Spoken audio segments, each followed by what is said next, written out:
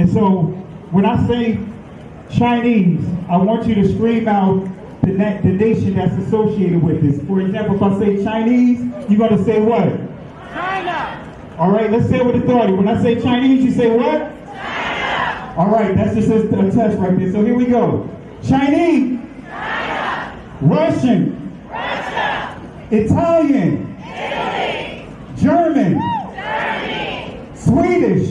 Sweden. Korean. Korea. Egyptian. Egypt. Nigerian. Nigeria. Black. Exactly. Nothing. Tell him, Pastor. Tell him, Pastor. Black, nothing. I hope you were able to successfully identify the issue. The lion won't sleep tonight. 'Cause we woke now, and we woke now. I said the lion won't sleep tonight. 'Cause we woke now, and we woke now. They want us to sell our souls to barter profit. Like God's property, it's hard to market. So we steady to aim, keep your eyes on target. 'Cause when you got to drive, yeah, they'd rather you park it. But I don't valet, you ain't getting these keys. I'm keeping closed hands, I'm on bended knee. I'm just a reflection, dealing with 8 sections. Art mixed with life, you can feel the convection. Your lion won't sleep tonight. 'Cause we woke now, and we woke now. I said the lion won't sleep tonight. 'Cause we woke now, and we woke now. I said the Wells comes face to face with the man he's been searching for. A new portrait of the common ancestor of every man today. Adam.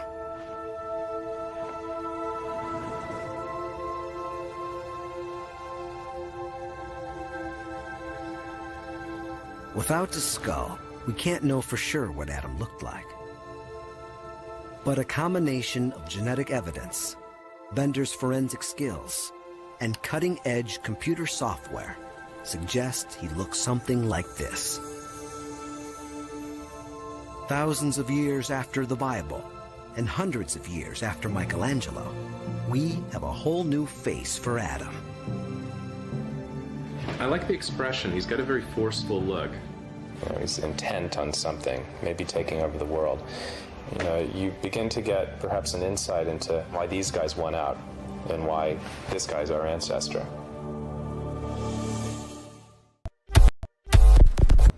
But the CT scan has one more surprise for Alejandro. Shammai's ethnicity. Well, they have just told me that Shammai had Nubian features, which means that their ruling family was probably Nubian, and that was unexpected. Examining Shammai's anatomy closely, the thickness of his bones and the shape of his nasal cavity, the anthropologists think he was a black African, likely from neighboring Nubia. A huge revelation that challenges the prevailing image of the Egyptian ruling class. We always thought the ancient Egyptian elite were Mediterranean type, and in this sense, Shammai is representing the society of the frontier, in which different ethnic groups were mixed. At the end, it doesn't matter the color of your skin. Shammai was Egyptian. And this is how we can trace our way back to our genetic Eve and her daughters. So written within it is the history of the world's women, and therefore the human race. Professor Rebecca Kahn was the pioneering scientist who uncovered the first all-important clue. I started working on human mitochondrial DNA so that I would have some kind of view that was objective, that would help me understand and help other people understand how humans around the world were related. With this new science, she could. Harmless mutation happens all the time in some part of the mitochondrial DNA. leaving minute markers at every change. These markers are like barcodes and can be read in the same way. Khan and her team discovered the changes happen at a fairly constant rate. They found the groups with the earliest markers were the Africans living inside Africa and wondered if they might be the oldest people in the world.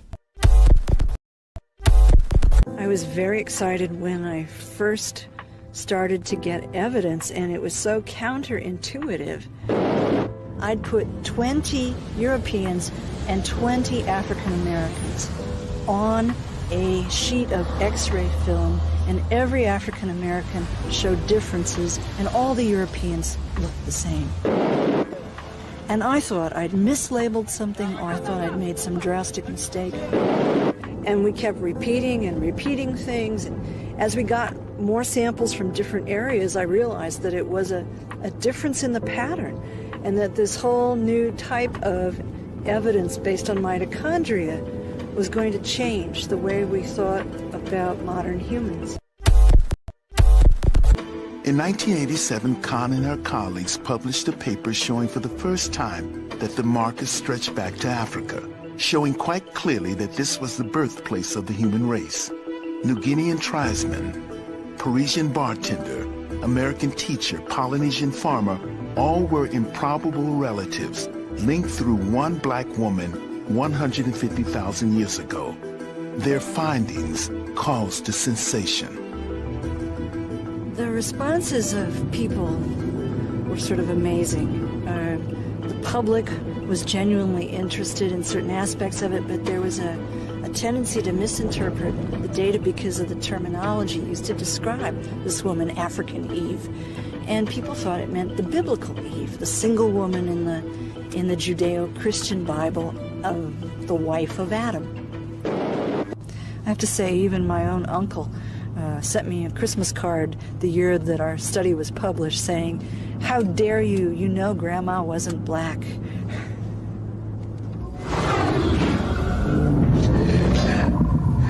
Her work is rewriting human history. Through it, we now know the first mutations took place in Africa. The entire Bible is about black people. Not only was Jesus black, but every character in the Bible seems to be black too. Yeah, Zephaniah and Jeremiah and Jebediah, those all aren't white people names, okay? And Jesus wasn't some tan, partially melanated Middle Eastern person either. I'm talking straight up black dude, okay? Even in the book of Revelation, when you get the vision of Daniel, he's describing someone with feet like burnt brass and white woolly hair, and we've got the deep running water voice with the red eyes, and you guys, he's black. The Jewish people are black people, like Kanye was right.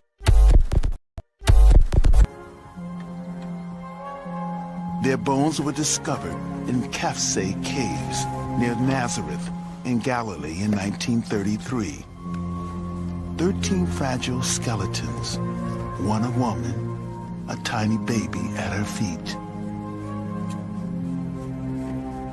When these bones were first uncovered, they were the oldest complete modern human skeletons ever found. The numerous skeletons that have been found in caves in Israel at the sites of Kafse and Shkul show us that there were modern humans outside of Africa over 100,000 years ago. Those modern humans may well have gone up the Nile corridor through Sinai and into the Middle East. Genesis chapter 11 verse 10 explains the genealogy of Shem. Shem was a black man in Africa. If you repeat this fact, they can't laugh at you. If you repeat this fact, they can't laugh at you. If you repeat this fact, they can't laugh at you. I want to say peace and blessings to everyone. Hope and pray all is well with you guys. I pray that you guys had a blessed Shabbat. I tell you, we had a very blessed Shabbat. Our daughter, she graduated from college today, earlier today. So this has been a very busy 2 weeks Last week we closed on the property, secured that, and then of course our older daughter, she graduated from law school and gotten sworn in as a lawyer. And then, of course, this week. So it's been very hectic. So apologies, but a lot of things are going on and trying to get back into the flow of doing these lives. So I know many of you guys are going to catch this on the replay. So I just decided to do a live at the last minute so that way I can at least keep at least some activity on the channel. I've done a couple uploads, but I wanted to just do this lesson here. And this is going to be part of a documentary part 2 that I'm working on called Blotted Out. But nevertheless, I want to say again, I hope and pray that you guys had a very blessed Shabbat. Really appreciate you guys. And, the lesson tonight is pretty straightforward. And really want to deal with the Sephardic Jews. I really want to deal with the Sephardic Jews because I believe that there is a misunderstanding about the Sephardic Jews. And I think that, this is really important for us to understand the Sephardic Jews. And, as I reveal this to you, you'll see that the adversary literally left no stone unturned. You'll see that the adversary, that fourth beast that has the gift or the attributes of manipulation, left no stone unturned. And we're going to get into it. So I want to say shout outs to you guys that are up late. And I know that, again, you did not have an opportunity to, plan this, or should I say, set aside time to be on this live. So again, this is not a pre-scheduled live. So, again, I don't expect to get a lot of participation tonight, that a bulk of it will be seen on the replay. But nevertheless, let's go ahead and get into it. They are hidden Hebrews. And I'm not going to get into it tonight, but the individuals that you see on your screen, not sure if you guys recognize it, but these are some key individuals that are in the performing arts area. This person right here her name is Amelia Bassano. And yes, she is a Negro. And no, she's not Sephardic. This individual right here is Shakespeare. Yes, Shakespeare was a Hebrew, or is in Hebrew. He's a Hebrew. And he is not Sephardic. And this individual that you see here in the middle, this is Beethoven. And as you can see, Beethoven doesn't look, actually, none of these individuals here look like what we've been taught in terms of their appearance. And so we're going to get into it. We may not get into that aspect of it because I really want to deal with the Sephardics, which will tie into these guys here. I may just touch on it just a little bit. We'll see. So let's go and get into it, family. Let's get into it. What does it truly mean to be a Black Jew? What does it mean to be a Black Jew? What does it mean to be a Black Jew? We're going to answer this question. What does it truly mean to be a Sephardic Jew?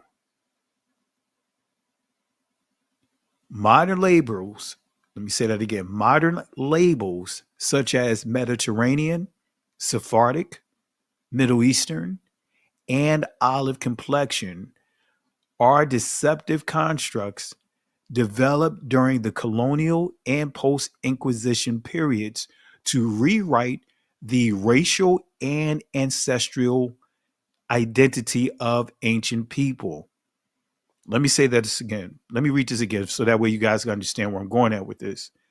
Because one of the things that is my pet peeve when we come to history, when it comes to information, we're living in a time that words are created, uh, titles and groups are created, theories and philosophies are created, theologies are created, and then they are backdated to rewrite history. And this has been going on for quite some time. For quite some time. And so, again, modern labels such as Mediterranean, that is a construct that is used to a modern term that is used to rewrite history. Sephardic, that is a modern term used to rewrite history.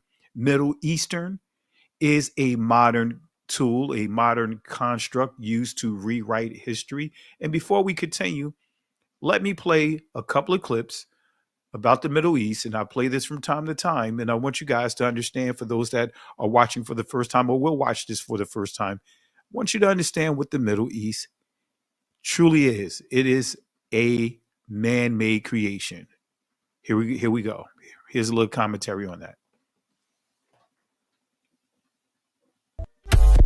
Most Egyptologists and anthropologists, archaeologists of the Eurocentric persuasion will say that Egypt is in Africa. They had to concede that, but then they still draw the line by saying that they weren't Africans like that. In other words, they weren't dark-skinned people. And of course, this is all part of the Great Deception. And the reality is that if they give up Egypt, ancient Kemet, if they give that up and say that that was a part of Black Africa, then they will also have to give up Israel. And that's why they draw the line at Egypt, because if they give up Egypt, they've got to give up Israel. Now, we're going to go over here, and I'm going to show you where Israel sits on the African tectonic plate, which means that Israel is northeast Africa. Now, when we look at this map, this is the Sinai, okay? This is the Red Sea. This is Egypt. This is the Sinai. This is Israel. All right, this is Saudi Arabia over here. Now, if you see this in Hebrew, it says Haluach Afrikani, the African plate. Here it is right here. Israel is sitting right here. Israel is sitting on the Haluach Afrikani, which means that Israel is northeast Africa. Without question, we are in northeast Africa. We are landlocked to Egypt, with the exception of the Suez Canal, which was a man-made ditch, a boundary now between, in fact, it's not even really a boundary anymore since Egypt has reclaimed the Sinai Peninsula. But nevertheless, even those of us who are Pan-Africanists in our thinking and Afrocentric, we forget and we leave off that portion of northeast Africa and don't want to claim anything beyond that. Europeans classified this area as the Middle East. You know, and then since this the Middle East, the other question, where the Middle West? Where the Middle North and where the Middle South? They don't have no geographical terms like that. All right.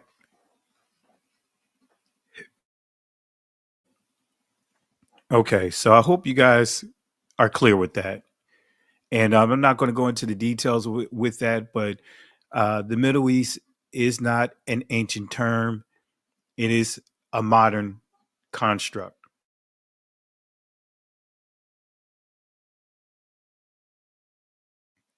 It was created in, I believe it was 1903. So it's not an ancient term. So again, modern labels such as Mediterranean, Sephardic, Middle Eastern, and olive complexion are deceptive constructs. There's others developed during the colonial and post-Inquisition periods to rewrite the racial and ancestral identity of ancient people. I tell you, it's I'm not even surprised now, with just how the depth that uh, the adversary have gone just to erase history, rewrite history. But we have some nuggets here. We have some nuggets here. So, particularly the true Israelites, who were historically described as dark skinned and Negro in appearance. Let me say that again. The true Israelites, right? These different constructs that are created, like, the ones that I read in the previous slide, like Mediterranean, Middle East, or Middle Eastern, olive. These are terms, these are descriptors, these are constructs that was created particularly, right, to go against the true Israelites who were historically and is historically described as dark skinned and Negro in appearance. This history, or should I say, this historical deception, was reinforced by European anthropologists and scholars who, beginning in the 17th century, were deeply compromised by racism and religious bias. Men like Johann Blumenbach, Samuel Morton, created racial hierarchies based upon skull shapes and skin tone to place white Europeans at the top of civilization while classifying dark-skinned people as inferior, regardless of their actual heritage. So this leads me to race. What is race? And I know I mentioned Johann Blumenbach, and I'll share a little information on him here in a second. But what is race? What is race? We're going to answer that question with this newsletter, this article here from the anthropology, newsletter titled "The Origin of the Idea Race" from Audrey Smedley. Let me read that again. The Origin of the Idea of Race by Audrey Smedley, November 1997. And this is on PBS. As a matter of fact, they took this down. It's no longer up. But nevertheless, let's see what she says about race and the thing that she revealed about the anthropologists. What they know about this label or this institution. It reads: contemporary scholars agree that race was a recent invention and that it was essentially a folk idea, not a product of scientific research and discovery. This is not new to anthropologists. So anthropologists know that this word or this institution called race is a recent invention and that is basically like a folk idea. In other words, it's a myth, an invention. But we're not going to stop there. It goes on to say in this article that the term race, which had been which had been a classificatory term like type or kind, but with ambiguous meaning, became more widely used in the 18th century and crystallized into a distinct reference for Africans. And it goes on to give more information there, not just Africans. But again, this is giving us some key information here on race. Because again, how race has been packaged, many of our brothers and sisters have embraced the label black as if it's as if it's our heritage, as if it's an ethnic group, which is not. So again, according to the world-renowned anthropologist R.G. Smedley, some scholars, right? Some scholars, or should I say scholars, agree that the concept of race is a recent invention, unrelated to scientific fields like anthropology, geography, archaeology, biology, or DNA. Instead, it is a divisive construct often described as a folk idea. In essence, it is a fable, which aligns with the warning given by the Apostle Paul in 2 Timothy chapter uh, uh, 4, verse 4. And it says that, and they shall turn away their ears from the truth and shall turn unto fables. And so the Greek word in that text is muthos, and it refers to fables, in other words, tales, fiction, myth, inventions, or falsehoods. Therefore, when we accept labels like Black Jews, Mediterranean, Middle Eastern, Olive, Sephardic, when we accept these terms, including Black Jew, we are implicitly acknowledging the existence of white Jews as well as other so called Jews like red, yellow, and brown. So let's go to continue here. Let's see what else she says about uh, the institution of race, because we see here it says that ambiguous. This word is ambiguous. This word is ambiguous. And when you understand the word uh, ambiguous, it means, in a nutshell, it means having a double meaning, shifting, changeable. It means doubtful, very ambiguous. So they can continue to move the goalposts, make changes to it, whatever the case may be, whatever's going to float their boat, so to speak. All right. By focusing on the physical and status differences between the conquered and enslaved peoples and Europeans. So this is where you see stereotypes are created. So again, by focusing on the physical and status differences between the conquered and enslaved peoples and the Europeans, the emerging ideology linked to the socio-political status and physical traits together and created a new form of social identity. So again, based on this article, it is clear that the institution of race promotes stereotypes and reinforces a division between those who were conquered and enslaved and their European oppressors. See, this institution was used to create a new global identity, placing the Negroes at the bottom of the social hierarchy. This further exposes the deceptive beliefs propagated by the Roman Catholic Christian Church, which claims that identity doesn't matter. You guys hear that a lot? Identity doesn't matter, or color doesn't matter.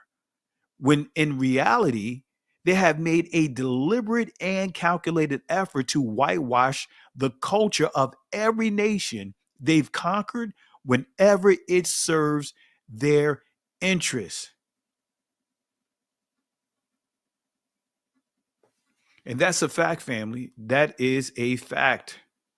So, who is the architect of the system? Who's the architect of the system? As I pointed out, his name is Johann Friedrich Blumenbach. And Johann Blumenbach, he is a German anthropologist. And what is the label from a Hebraic school of thought?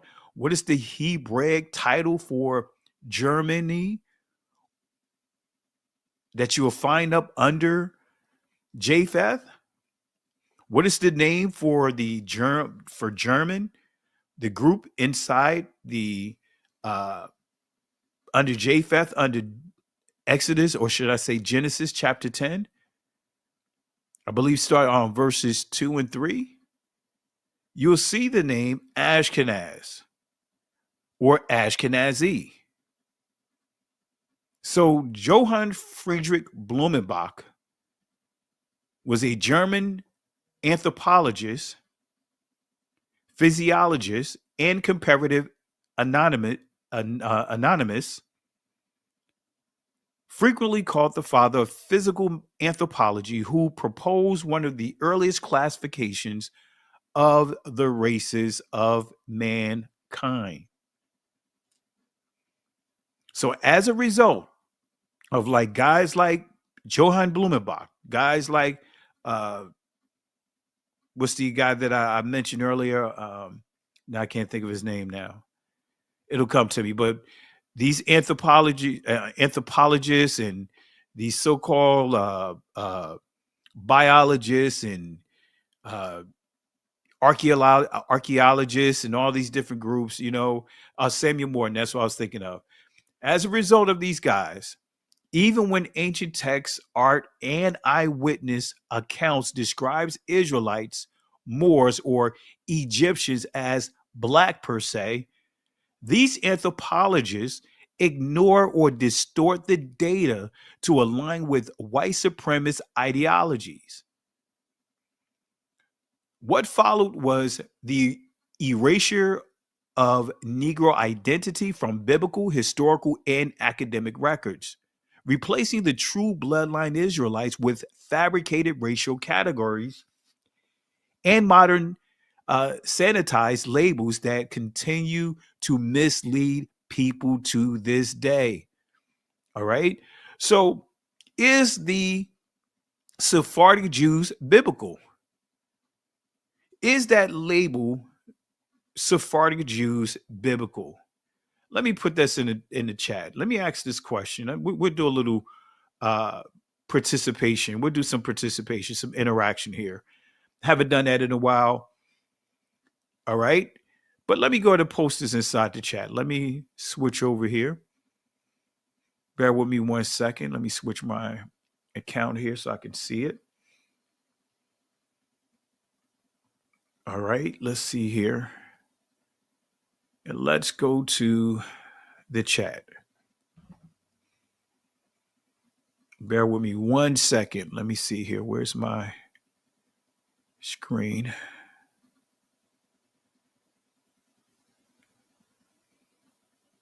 All right.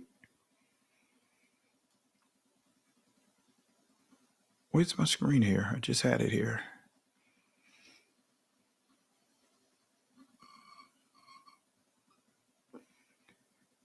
All right. All right. I see it. I see it. Bear with me 1 second.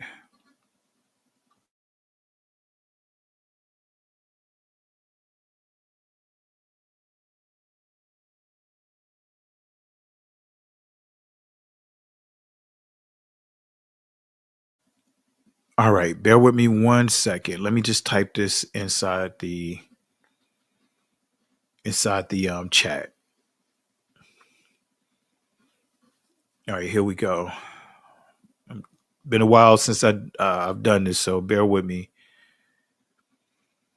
Let's see here.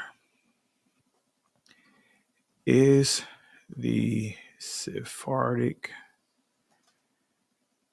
Jews biblical? All right.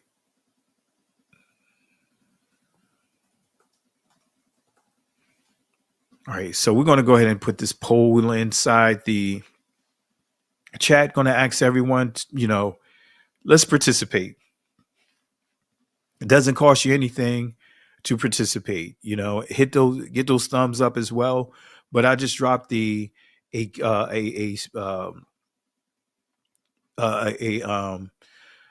poll. Tell me what you think. All right. Tell me what you think. And we're going to answer this question. So, is the Sephardic Jews biblical? If you believe it is, type it in, type your response in, click the yes, no, or even not sure. So far, looking here, how many participants? We have 30 people that participated. Let's get it to 100, family. We should be able to get it to 100. So that way we can get a good sample size. But so far, out of 35 people that voted, 19% says yes, 53% says no, 26, or actually now is fluctuating between 26, 28% say they're not sure. So let's get it up. Let's get it to 100. We should be able to get 100 votes, and it doesn't cost you anything. Just go ahead and click inside the comment section, or should I say, click inside the poll what your answer is, and trust me, it doesn't show anything. And also, while you're at it, click that like button. All right. All right. So let's give it another minute so that way everyone can respond. We're up at 53 votes. Let's do this quick, family. Let's do it quick.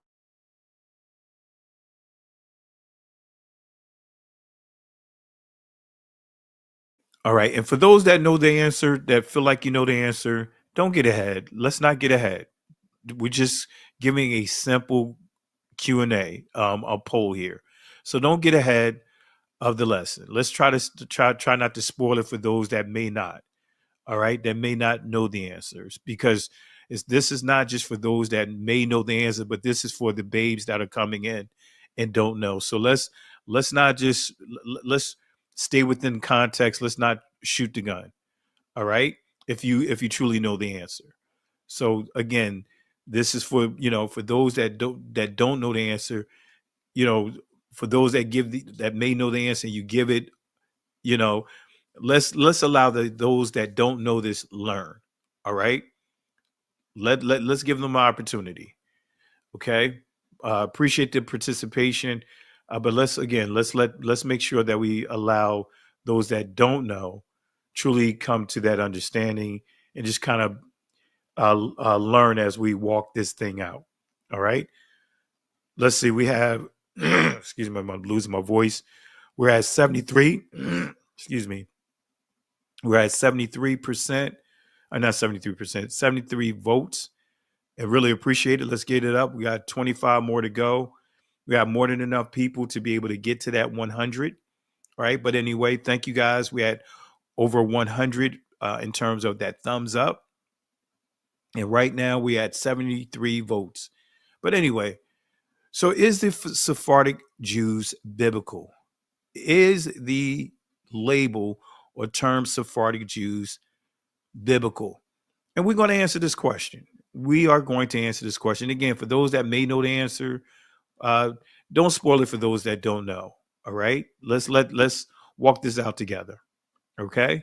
Let's continue. Let's get into it. We had 77. All we need is 23 more votes to really get an accurate sample size. So is the Sephardic Jews biblical? Let's go into it. Let's start with Obadiah chapter 1, verse 20. Let's go to Obadiah chapter 1, verse 20, even though it's one chapter. All right. Let's see what it says here. And the captivity of this host of the children of Israel shall possess that of the Canaanites, even unto Zarephath, and the captivity of Jerusalem, which is in Sepharad or Saparad, shall possess the cities of the south. And this is coming from the Tanakh. It reads, and that exiled force of Israelites shall possess what belongs to the Phoenicians as far as Zarephath, while the Jerusalemites, or should I say Jerusalemites, excuse me, exile community of Sepharad shall possess the towns of the Negev. All right, so we have a biblical reference here, and you see it's in the eyes of the translators, right? Because when you look at the KJV, you see Canaanites, and then when we see in the Tanakh, it says Phoenicians. So let me give you a little observation here. At first glance, this passage may seem to lend some validity to the so-called Sephardic Jews. However, I want to emphasize the phrase "at first glance" appears to be biblical. So many of us can get caught up when we see something inside the scriptures, right? Like I'll use the name Jasher. Yes, there was a book of Jasher, and I believe it's highlighted in the book of Joshua. You'll see Jasher there, but the two books of Jasher that's floating around are forgeries. Those are not original writings. They are forgeries. And I can go line by line and show you the flaws in them. They are not ancient documents. But many will say, hey, well, the name Jasher is in the Bible. I'm not disputing that. Many books that are listed inside the scriptures are lost. And the fragments that appears that have been discovered of the book of Jasher is not enough to write a full page. Both books of Jasher are forgeries. We're talking one in the 18th century that was written in another, then the other was written in the 16th century. One says Melchizedek is Shem is Melchizedek. The other one say that Japheth is the son of not Japheth, Moses' father-in-law Jethro say that he's Esau's son. So just because you see a name or a label that is inside the scriptures and it is being used in many of these religious institutions doesn't give validity to it. And I'm going to prove it here. So again, at first glance, this passage may seem to lend some validity to the so-called Sephardic Jews. However, I want to emphasize the phrase at first glance, right, appears to be biblical. Like on the surface, it appears to be biblical. But we need to knock this thing down. Here we go. Let's start with the Hebrew dictionary definition of Sepharad. This is coming from a comprehensive, strong dictionary of the Bible, Hebrew and Greek. Let's see what it says here. It says here, Sepharad, a region of Assyria. We see again, Sepharad. Then it tells us that this word means separated.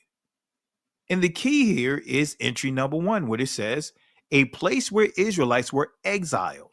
But look at what it says here, site unknown.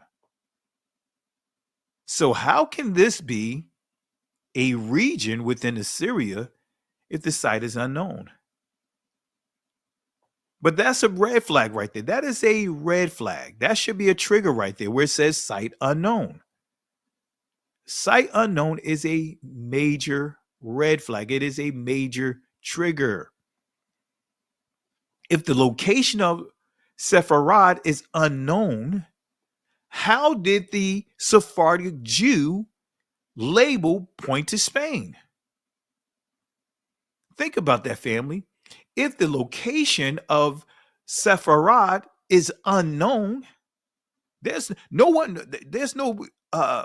validity to where it's located at. As you saw in two different translations, one you saw the word Phoenician, another one you saw the word Canaan or Canaanite. You saw these two different words.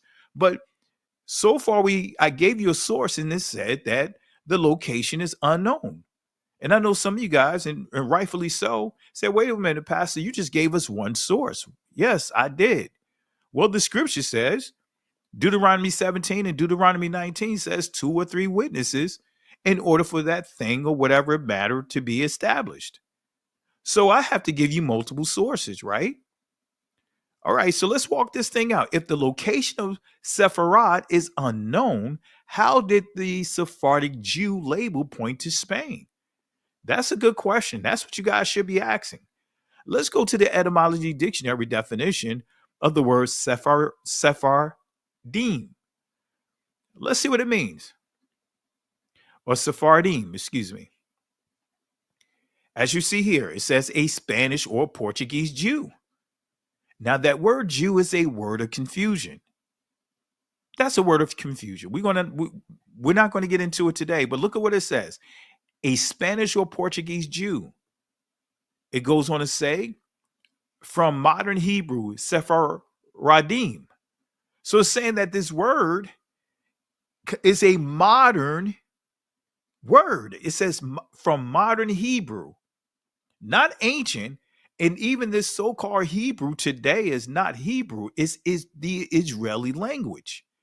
It's not Hebrew. But anyway, we have Spaniards. It says Jews of Spain. Then it goes on to say name of a country mentioned only in Obadiah, verse 20, probably meaning Asia Minor. Probably, that's not concrete, but identified by the rabbis after the Targum Jonathan as Spain, as distinct from Ashkenazim.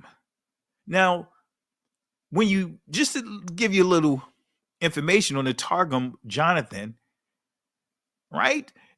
We are supposed to believe that this source, this literature, these writings, Targum Jonathan, was written in the 1st century BCE. But that's incorrect if you do the full research on this. At best, this Targum Jonathan was written no earlier than the 4th or 5th century AD. But a more accurate timeline of this Targum Jonathan, right, this source here, you're talking like the 13th, 14th century AD. This is not an ancient document. And some would say, well, it's written in Aramaic. Family, let me tell you something about the Aramaic hypothesis. See, the people that hijacked the ancient Israelites' identity, our identity, they wanted to do whatever they could to remove themselves from any connection to the ancient people by dismissing true ancient Hebrew. Some, you'll see the label Paleo Hebrew, but embracing this block letter.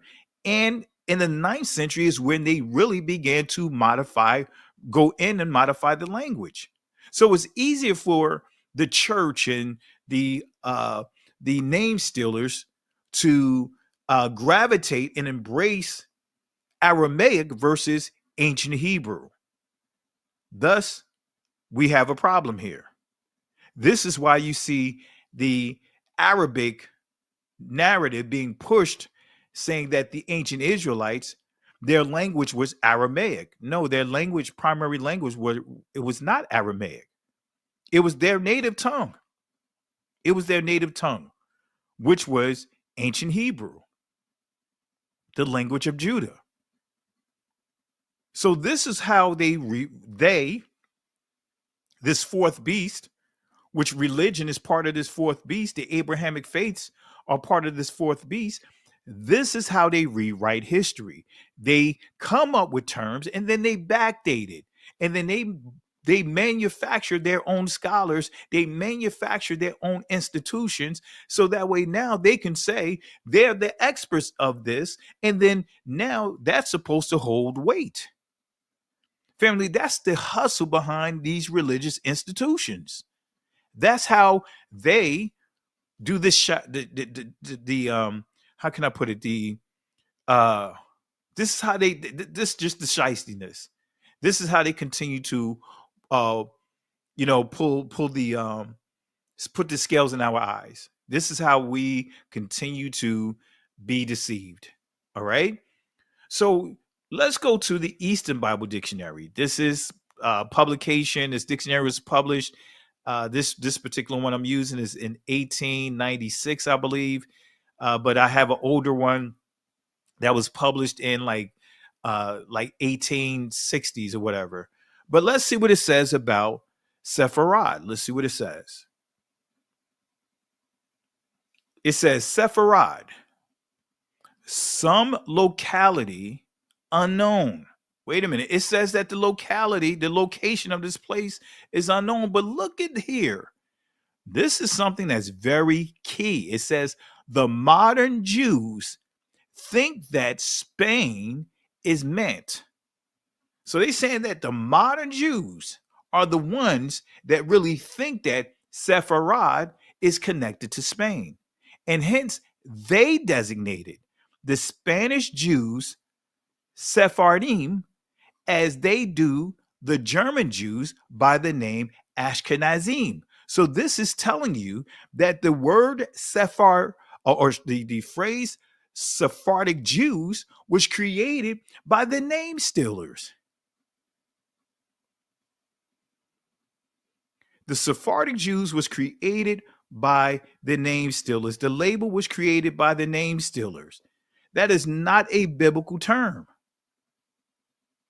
That is not a biblical term. Let me say that again. The label Sephardic Jews is not an ancient term. It's not an ancient label. This is something that, as you see here, let me close this poll out. Thank you guys for the participation. Great job. Really appreciate it. Let me read it one more time.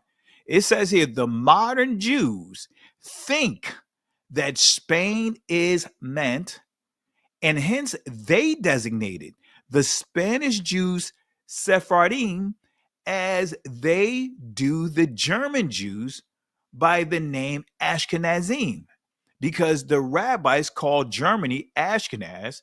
Others identify with Sardis, the capital of Lydia. But the key again, I want to make sure you guys understand this. And let me say this here, because every now and then I always get one inside the chat or inside the comment section. Pastor, why do you show videos? Sometimes you repeat videos over, or you may say something 2 or 3 times. Number one, you have to understand there's a methodology when it comes to teaching and learning by what? Repetition. By repetition. The Most High even told Moses to rehearse in Joshua's ears what Amalek had done to the Israelites. See, sometimes we can get so caught up in focusing on the minor stuff and completely, or should I say, majoring in the minors, and we completely miss information that's being shared. Yes, unfortunately, we have petty people that can actually say, you know what, why do you have to repeat? Sounding just like the Israelites, I believe in Isaiah chapter 28, they said the same thing. Why you keep repeating things, Isaiah? We're not babies. Why are you talking to us like we're babies?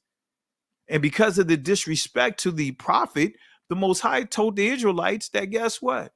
You're going to go into captivity. You're going to be punished, and you're going to learn this truth in a foreign language, because they disrespected Isaiah as he was teaching. Repetition is part of learning. None of us learned something without it being repeated. So I just want to make sure that I put that out there, so that way you guys understand why I repeat. Learning by way of what? Repetition. Let's continue. One more time. I'm going to say it again. The modern Jews think that Spain is meant, and hence they designated the Spanish Jews Sephardim, as they do the German Jews by the name Ashkenazim. So this is telling us that the label Sephardic Jews was created by the very ones that hijacked an identity that did not belong to them. But I'm not going to stop here, because 2 or 3 witnesses, right? I just gave you another source. The location of this is unknown. Let's continue. It says Father Jerome regarded it as an Assyrian word. Jerome, 4th century, wrote the Latin Vulgate. But this is no guarantee that it's in Assyria. So I want to make sure you guys understand this. All right. So it goes on to say, let me rewind this a little bit. It says, Perone, excuse me if I butcher the name, says, whatever uncertainty attaches to the word Sepharad, the drift of the prophecy is clear, that not only the exiles from Babylon, but Jewish captives from other and distant regions shall be brought back to live prosperously within the enlarged borders of their own land. their own land. All right. So again, this is making it clear that the word Sephardic or the label Sephardic Jews is an invention by the name stealers. So I want to turn you to another quote here from a source I'm going to reveal to you.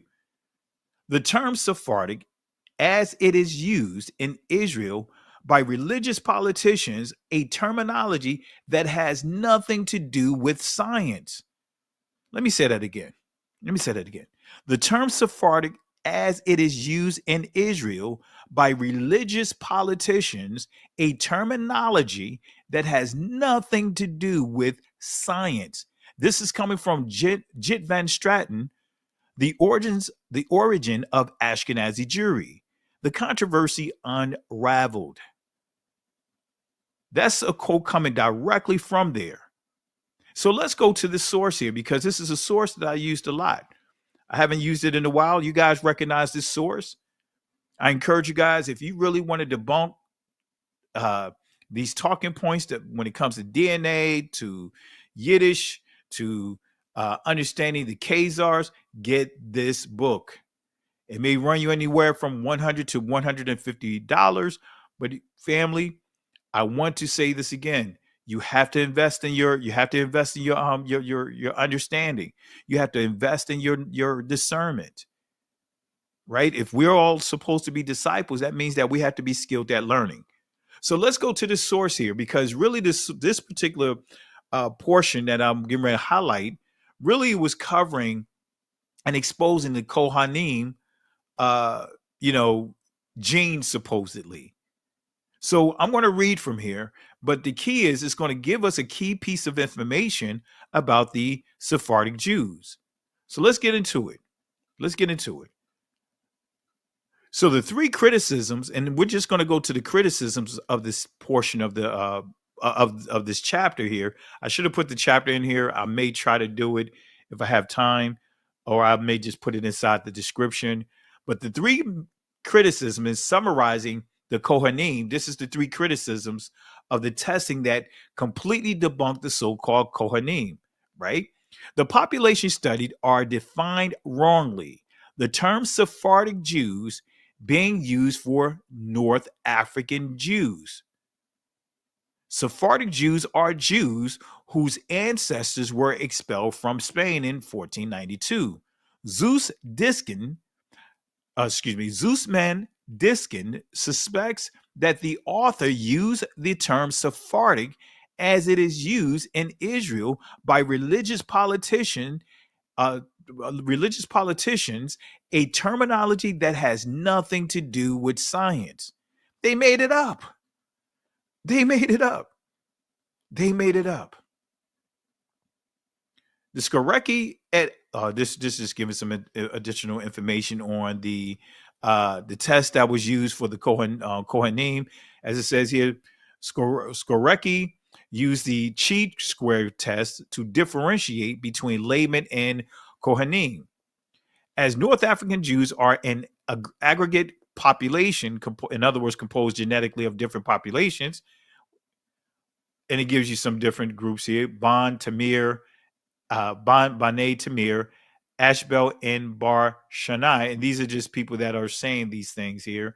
These are the ones that were introduced these writings in 1978, but nevertheless showed that Jews differed significantly genetically. Now look at this. It's telling you that these so-called Jews differ.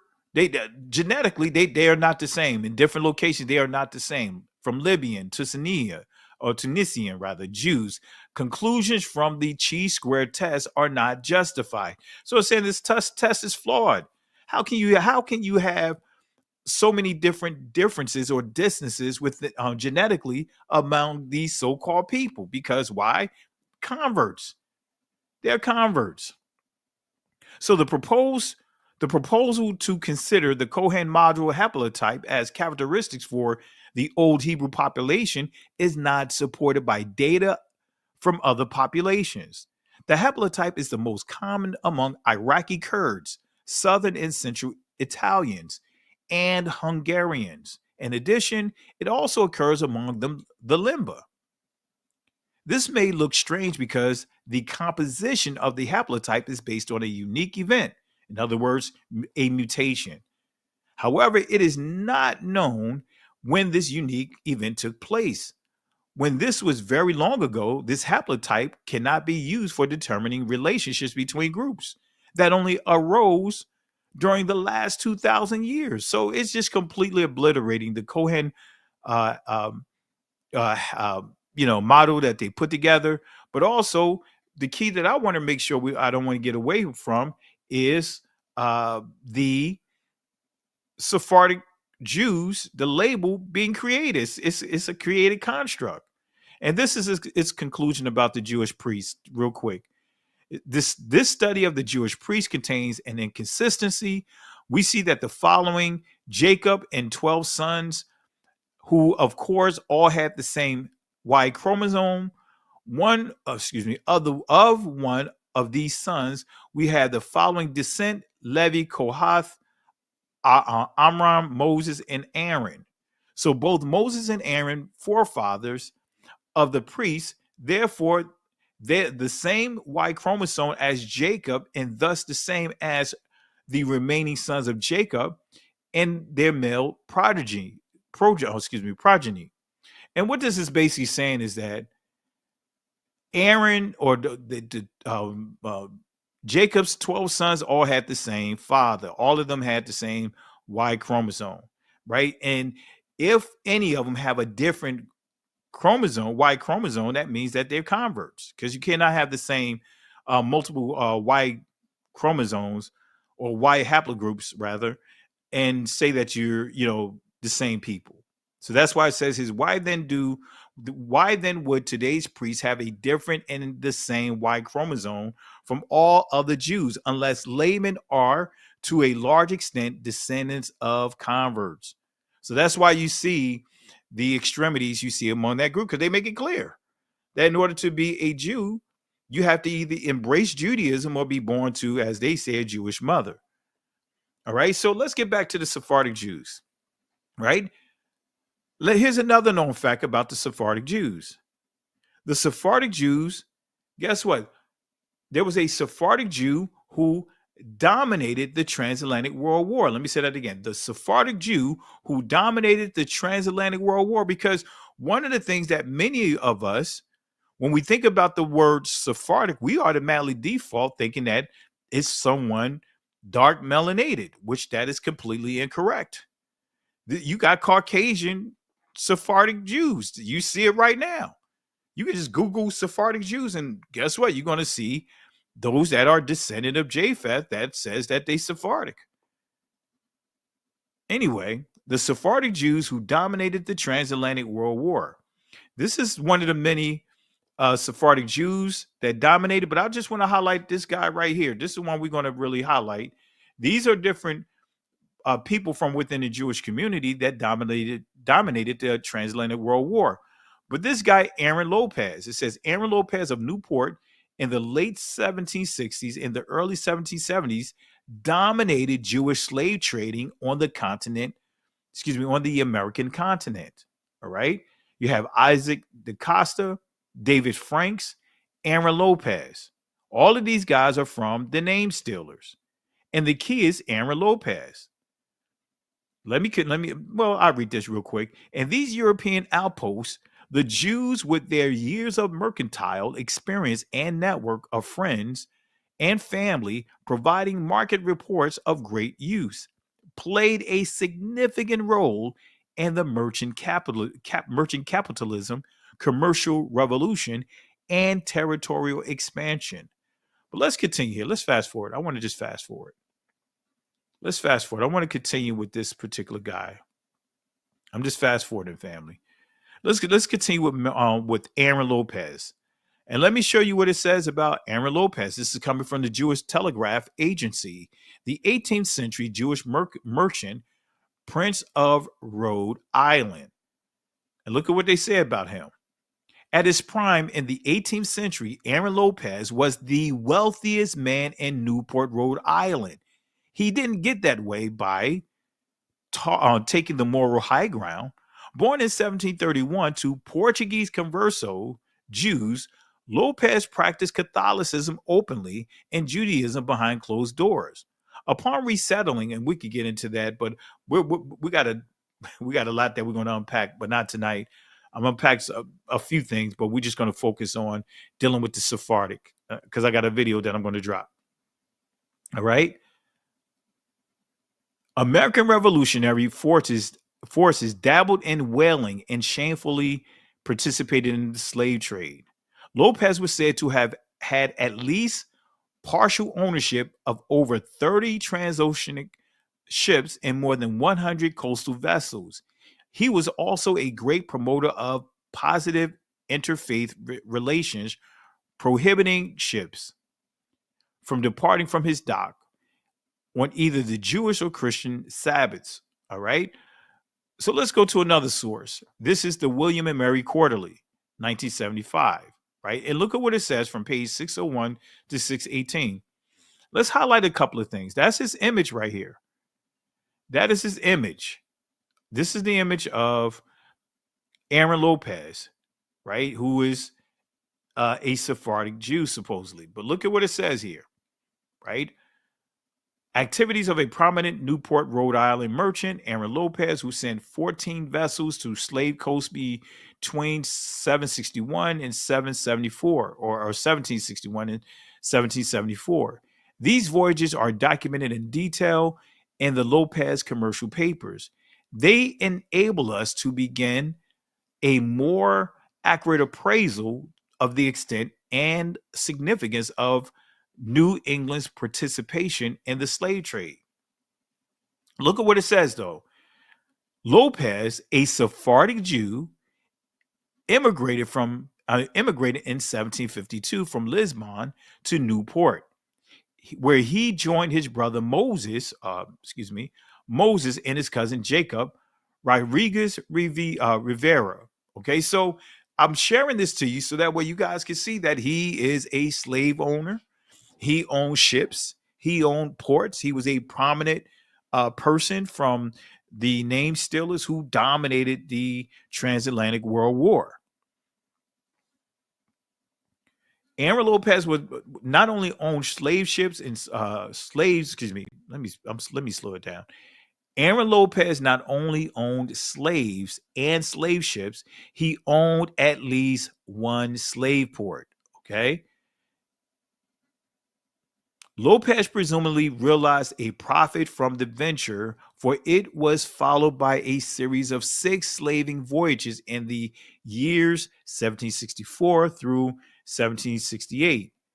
Now, these are some of the ships that he had. I'm not going to go through all of this. He had a ship called Spry, right? Sloop Spry, and this is the captain, and this is where it went to, stopping at Barbados, Jamaica, and New York. Slaves were sold. So this is giving you how many slaves that was sold. Then we have Africa. We have slaves sold at Kingston. We have, because this is basically sent a boat called Bridge Africa or Brig Africa. We had a ship called Sloop Betty. But let me see. Here's another one that I want to get to.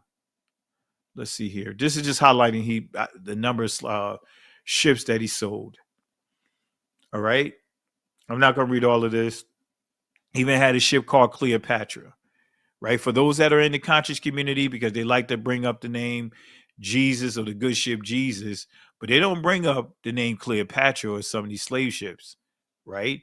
As you see here, with Cleopatra went sloop Mary, William English captain, which was to serve as tender to the larger vessel. All right. I'm not going to get into all this.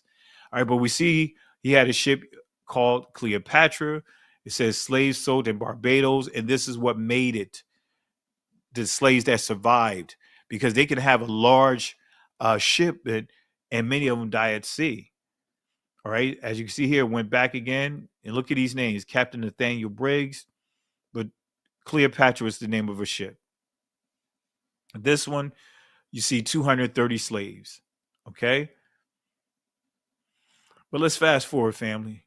There was a very high mortality rate on Aaron Lopez slave ships. That's the point. And look at what it says here. Sadly, on their Guinea voyages, and the two men carried out their voyages of 1770 to 1771 with uncommon dispatch. Cleopatra, quite unexpected, so early arrived at Barbados, January 11, 1771, with a cargo of 96 slaves. And Mary came in about the same time, although the trade on the coast of Africa had been reported. But look at what it says here. It says, and I want to get to a point here, it says, nevertheless, something went sour. Haley and Hopkins, Lopez chief London correspondents, in a letter in June 8th, 1771 to Lopez, acknowledged with concern the disappointment you experienced in the remittance intended us from Cleopatra's voyage. And they were also in communication. But look at what it says here. They were in communication with Rivera about the insurance on the cargo. Probably Cleopatra had experienced very heavy mortality, for she brought back the much higher number of 230 blacks to Barbados on her next voyage. But this is making it clear that there was the chances of our ancestors surviving wasn't good. The chances of them dying was very high. And look, this is a Sephardic Jew by the name of Aaron Lopez. That's the point that I really want to make. The point that I really want to make. And so, family, I want to say this again.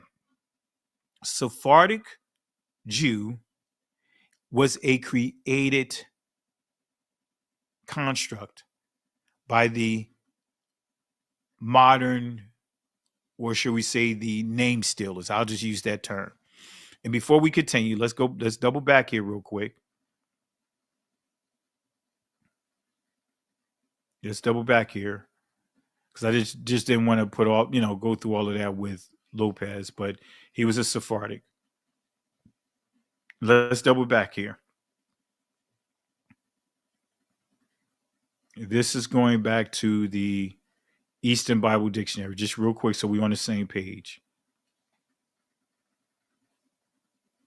The modern Jews think that Spain is meant, and hence they designated the Spanish Jews Sephardim. So making it clear that they created this construct. It's not an ancient word, even though you see Sepharad inside Obadiah 1 and 20, but it's not the same people. It's not the Israelites. They don't even know where the location is. Said the location is unknown now. So how did they come up with that? So family, let me prove to you real quick. Let me just give you a little bit of sources to prove to you that the ancient Israelites, or should I say the Israelites during the time in Spain, right? I want to show you that they were not viewed as being Caucasian. They were not viewed as being Caucasian. Let me fast forward this here. I went through here. Sorry about this, family. Let me get through this here. Let me go back up here.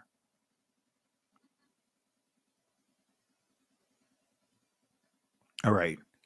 What did Shakespeare, his contemporaries, and historians of their time say about the Israelites? How did they describe them? What caused the shift? When did the shift occur? Let's start with the Atlas Geographus, or A Complete System of Geography, Ancient and Modern for Africa, Volume 4, page 38. Let's see what they say here. The present Christians in Africa are partly strangers and partly natives, some of them slaves to the Turks and barbarians, and others free. Some of the Jews who inhabit both sides of the Niger derived themselves from Abraham. Others fled hither from Aphia when Vespasian destroyed Jerusalem, or from Judea when 'twas wasted by. The Romans, Persians, Saracens, and Christians Some were banished from Italy in 1342, Spain 1462, from the Low Countries 1350, from France in 1403, and from England in 1442. Now, this is important, family. Make a note of Italy, Spain, France, and England. Make a note of these here. And I want to say thank you, Elder, for the love and support. Really appreciate you. Thank you for the love and support. And family, let's give some love to our elder here. Thank you, Amma, for the love and support. I'm trying to get it to share here. I'm not sure why it's not coming up. Let me do it this way. Here we go. Thank you for the love and support, Amma. Really appreciate it. I really appreciate the love and support over the years. Thank you for also the bread pudding ingredients. Thank you. Really appreciate the instruction on how to make some good bread pudding. Really appreciate you. Family, let's show some love for our elder in the building. Hallelujah. All right. So make a note of Italy, make a note of Spain, make a note of France, make a note of England. This is important. This is important. I'm not going to do it all today, but let's highlight a few things. So again, some were banished from Italy, Spain, says Low Country, France, and from England, right? And it gives the dates and the years, all right? But I really want to focus on those locations. I should have highlighted those countries, but it's all good. Are there any proof Negro Israelites were in Spain and Portugal? That's one question we have. But the question, the thing that I really want to answer is, what was the depiction of them? How did they look? Did they look like Caucasians? What was the common consensus of the Spaniards of that time? And what was the common consensus of the Israelites of that time? Well, I'm glad you guys asked that question. Let's answer this question. This is coming from memoirs of the Secret Services of John Mackey, Esquire, during the reigns of King William, Queen Anne, and King George I. So let's see what it says. Let's see if we can use this as a source here. Let's see if this source gives some validity to what I pointed out. And that's right. I forgot to read your message. It is a miracle that we are here. Praise Yah. Hallelujah. That's right. It's a miracle that we even come into this understanding, knowing who we are. All right. So Daniel, Earl of Nottingham, Secretary of State. Let's see the description on Daniel, who is, again, the Secretary of State of Nottingham. Let's see what they say about him. Look at this right here. It says here, look at how he's being described.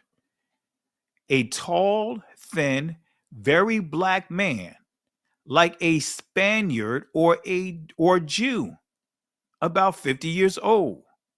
So look at here again. The Secretary of, let me go back here. The Secretary of State, Daniel Earl of Nottingham, he is being described as being a very black man, but look at what it says, like a Spaniard or a Jew. So it's telling you that during this time, right, they were dark, melanated people. It says here, very black. So that tells you that they were very dark. But we're not going to stop there.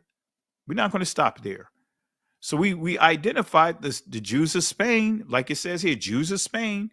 Even though we know that whole word Jew in itself is a word of confusion, but just for the sake of using these sources, it says the Jews of southern Spain, and compare with them those of Holland and northern Germany.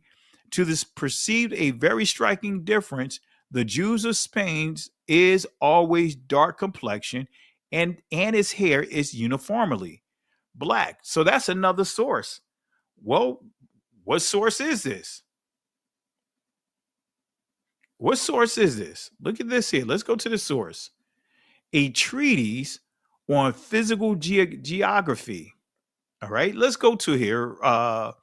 Let's go to page 297 and 298 in the source. And look at what they say about the Israelites. Look at what it says here.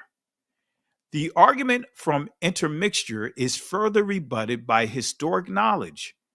Thus, the Jews are a people who have never, who have ever, according to the prophecy, dwelt alone, without intermixing with the nations to this day.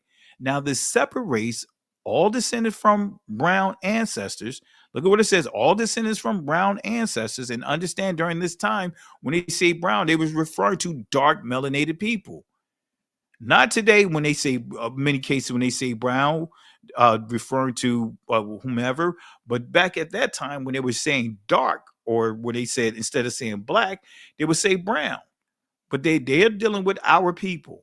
But it says here, without intermixing with the nations to this day. Now, this separates all descendants from brown ancestors, and in parentheses, it put Abraham, Isaac, and Jacob as being what? Brown ancestors.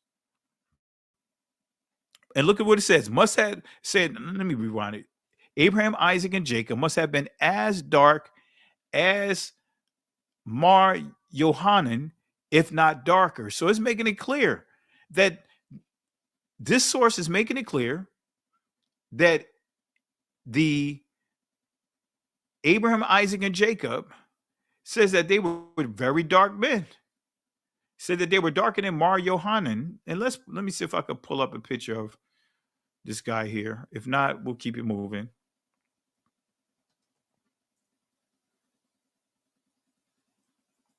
Yohanan.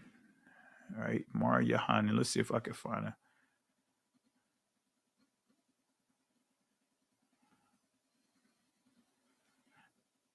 Yeah, I don't see one. It's good. It'll take a little time to try to find one of him.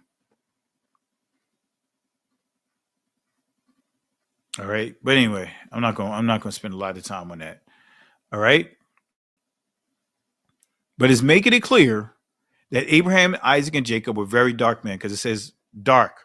Let me go back here. Read it one more time.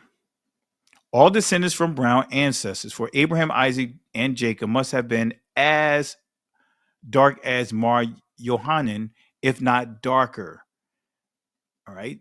Exhibit every shade of color from the black Jews of Malabar, of whom we have such an interest account by Dr. Claudius Buchanan, to the rose of lily complexion of the Jewess on the banks of Elbe. We need to go no further than the Jews of southern Spain and compare them with those of Holland. But the key here, look at what they say about the Jews of Spain, the Spanish Jews per se. The Spanish Jews is always dark complexion. That's the key. It's saying that the Israelites in Spain, they were always dark complexion and his hair uniformly black. So how did it change?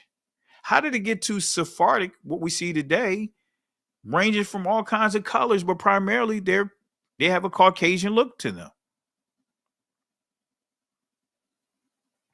All right, I'm just fast forwarding here. You guys already know this. This is about the Spanish Inquisition. I'm not going to get into all of this.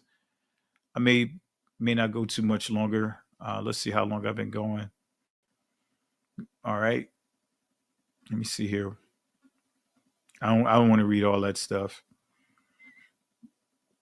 But let's highlight a couple of more things, and then we'll wrap it up here. Let's go back to England. Let's go back to this key quote here. That's what I want to do here, because we already proved that Spain, very dark, right? Say that they were always what? Let me pull it back up here. Let's see what they say about Spain again. Oops, I don't want to do that. Let's go back here. I'm hitting the wrong one. Let's go back up here just to make sure we're all on the same page.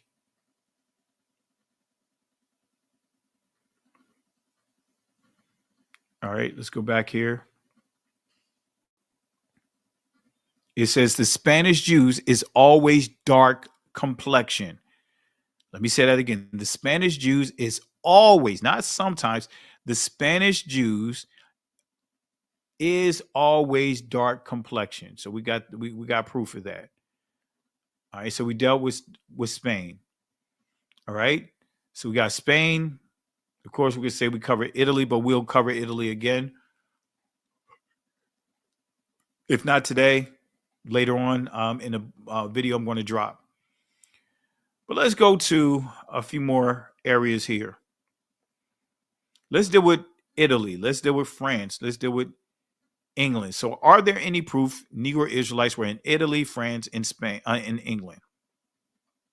Let's go to Amsterdam. This is coming from James Shapiro, Shakespeare and the Jews, page 266.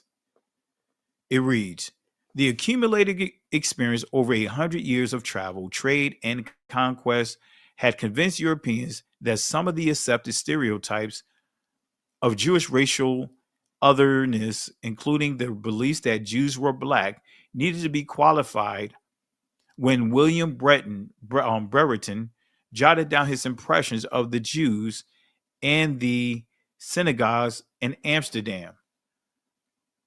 Now, what did he say about them? Right? It's on your screen. It says here, he noted that the Jewish men are most black, right? That's pretty much is equivalent to saying very black, are most black and insatiably given unto women. But the key that I really want to make sure we understand, saying that the Jews in Amsterdam, right, in 1635, saying that the Israelites there, they are most black. In other words, very dark. Very dark. All right. But we're not going to stop here. Let's continue. Let's continue. And it goes on to say, and when the Scottish minister Robert Kirk toured London in January 1690, so this is almost 60 years later, 55 years. Yeah, I would say that's 55 years. Almost 60 years later, he also paid a visit to this synagogue. So 55 years later, Robert Kirk, Scottish minister, went and toured London, and he went to pay a visit at the same synagogue. And look at what it says about his account. It says there were, he observed, over 200 Jews worshiping. He noted in his journal that they were all very black men and distinct in their reasoning as gypsies. But the key is making it clear, saying that these men here in Amsterdam were very black or very dark men. You can't make it up, family. So how did we get to where we are with the so-called Spanish or Sephardic Jews? How?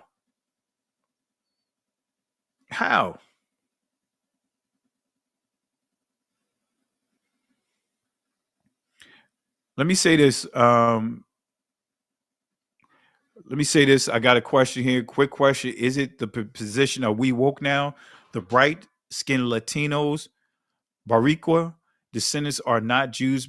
Let me say this. And this is what I want to make sure we understand here. None of it, the original Israelites, none of us are Jews. The word Jew is a made-up construct. And I did a lesson on it. I encourage you to go to the foundational playlist. And there's a lesson titled Words of Confusion, and I deal with the word Jew. All right. So we are the original Israelites. And what I'm giving you sources of is that the Israelites were always referred to as black or very black or dark skinned people. Now, under dark skinned, when you do the research on, for example, Auburn, as Shakespeare described his brother being Auburn is equivalent to saying a ruddy, which is a dark complexion, right? So we come in different shades, but I'm making it clear. I'm not focusing on my opinions. I'm focusing on sources. The sources say that I just shared, and I'll read one more source again so you can see, and as this one is stating too, that the Spaniards, they were very dark or very black people. And I'm going to prove it with a couple of individuals that I have here. So I want to make sure we on the same page. I'm not getting into my opinion. I'm giving you sources of those that lived during that time, making it clear that the Spaniards of that time, as far as the Israelites, they were dark melanated people. They were not what we see today. What we see today when we're dealing with the Sephardics, I'm not dealing with all of Spain, but the Sephardics, what color are they for the most part? So let me go back here. I'm gonna pull this out again. I'm gonna double back. I don't mind answering the question. I'm gonna go to two sources again to make sure we get it here. Make sure we're on the same page. This is going back to this source here, John Mackey. This is Daniel, the Earl of Nottingham, and he's described here. It says, a tall, thin, very black man, like a Spaniard or a Jew. So they're making it clear. I'm not writing this. This is coming from this memoir, 1773, that this particular Earl, he's described as being a very black man, like a Spaniard or a Jew. So it's making it clear that they were not looking like what we see today. All right. So that's one source. Let's go to this source, a treatise on physical geography, page 297. Look at what it says here. Let me fast forward. Right here. The Spanish Jews is always dark complexion and his hair is uniformly black. Let me say that again. And this is coming from, again, this book here, a treatise on physical geography. The Spanish Jews is always dark complexion, right? Always dark complexion. And dark complexion is synonymous to saying very black. But the Spanish Jews is always dark complexion and his hair is uniformly black. All right. So I just want to make sure that we're on the same page. All right. I'm not going to get into all the original Europeans because that's getting into another argument, because I don't like using the term Europeans because they didn't use it in the ancient time. So I don't even like getting into the original Europeans. If we want to get into, for example, Ireland, I did a lesson on this. Hamitic people called the Twas, that they call little people. This is where you get the gnomes. I did a lesson. If you go into the foundational playlist, you'll see I did a lesson on this, and I go into that. All right. But I want to make sure that we understand. I'm not getting into all the other stuff. I'm focusing on the Israelites. I really don't care about going into the details about the Israelites. I mean, as far as the Europeans, but I'm making it clear. The original Israelites in Spain, even though the Spaniards were viewed as being very dark people, but I'm focusing on the Israelites right now. That's why we're dealing with Sephardic. All right. So I'm not even going to get into the details of that. That's a whole nother conversation, but I appreciate you posting it. But let's go to continue, family. But it says here, the Spanish Jews, the Spanish Israelites is always dark complexion. Let me say that again. The Spanish Jews, the Spanish Israelites, I don't even like using the word Jew. The Spanish Israelites is always dark complexion and his hair is uniformly black. All right.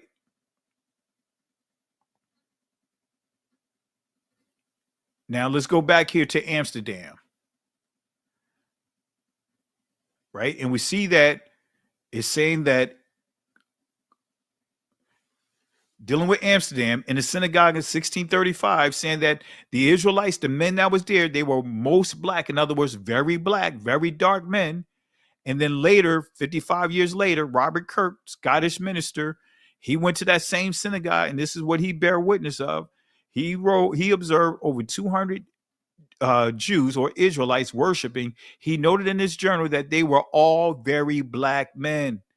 So the point that I want to make sure I'm focusing on our people right now. We start with our people.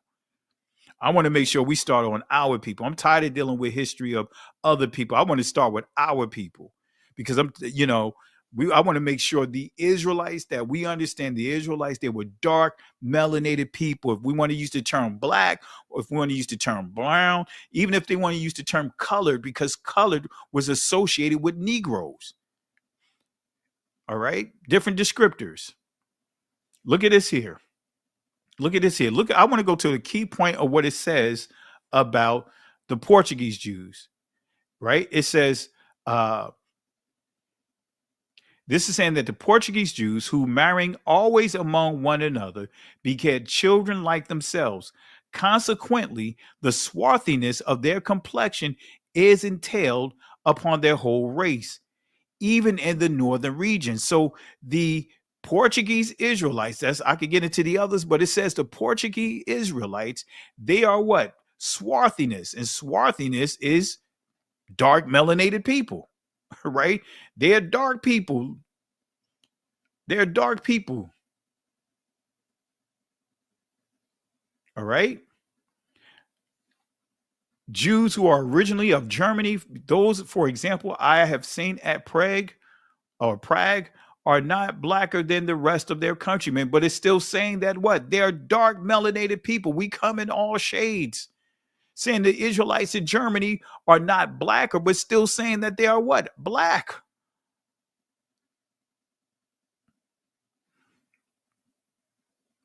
And the key here again, the Portuguese Jews who marrying always among one another. And you guys know the Spanish Inquisition when we start dealing with what? The Portuguese Israelites, our brothers and sisters, our ancestors who was kicked out of Spain and Portugal and sent to all the Portuguese territories, starting with Sao Tome, was enslaved. They weren't looking like what we see today of how the Sephardic Jews are being used.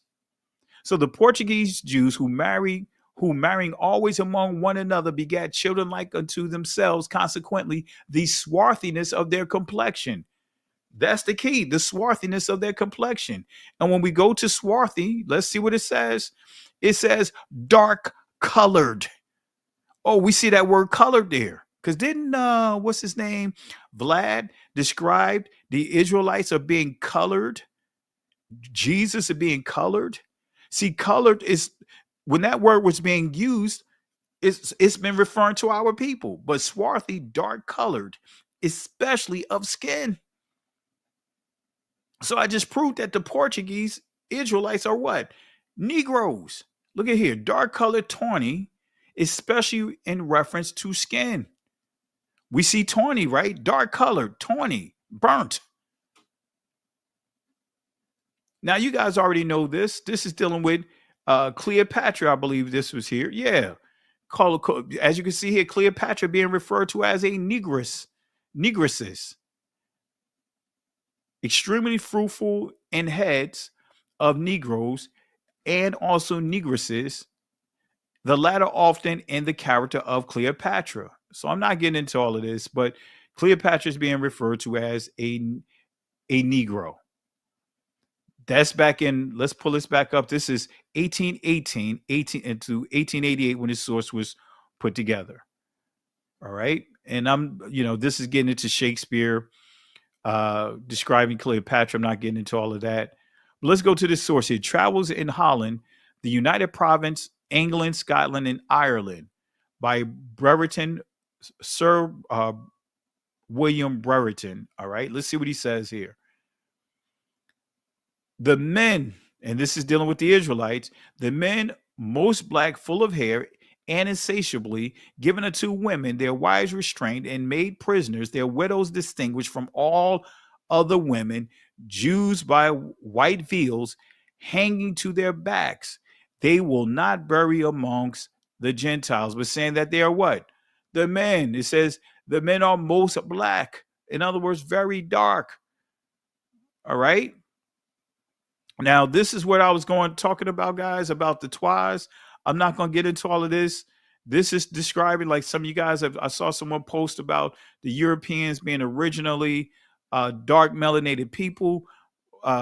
This is a source here. I encourage you guys to go here. Journals of the Royal Institution of Cornwall, volume 15, page 280. All right. Now, matter of fact, I'm going to drop this link inside the comment section so that way you guys can use it, go to this source at your own leisure, because I just don't feel like reading all of this. And this is going into another group of information that I just don't feel like going into just for the sake of time. And I'm kind of tired, but I just wanted to do this live here uh, with you guys. I didn't want a week to go, another week to go without me doing a live. All right. So let's copy this source here. And I encourage you guys, I'm not sure if you can still download it for free, but here it is.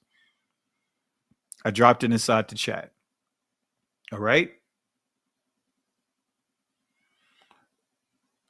But let's continue. Let's bypass this here. I really don't want to get into all of this.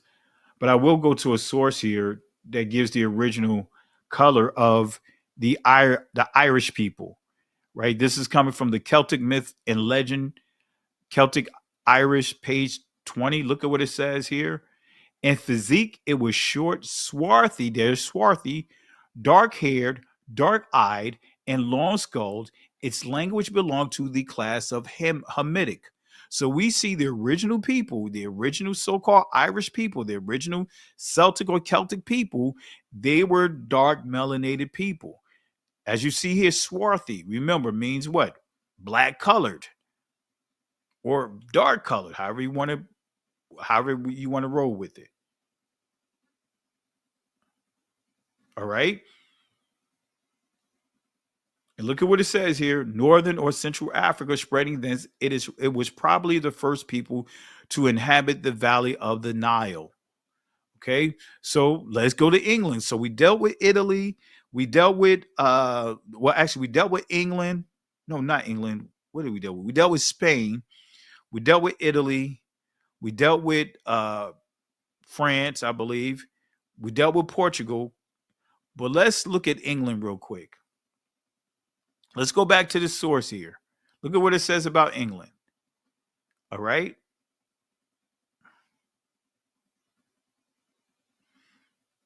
Let me see here. All right. Let's get to England. Let's deal with England. All right. And this is very interesting here, right?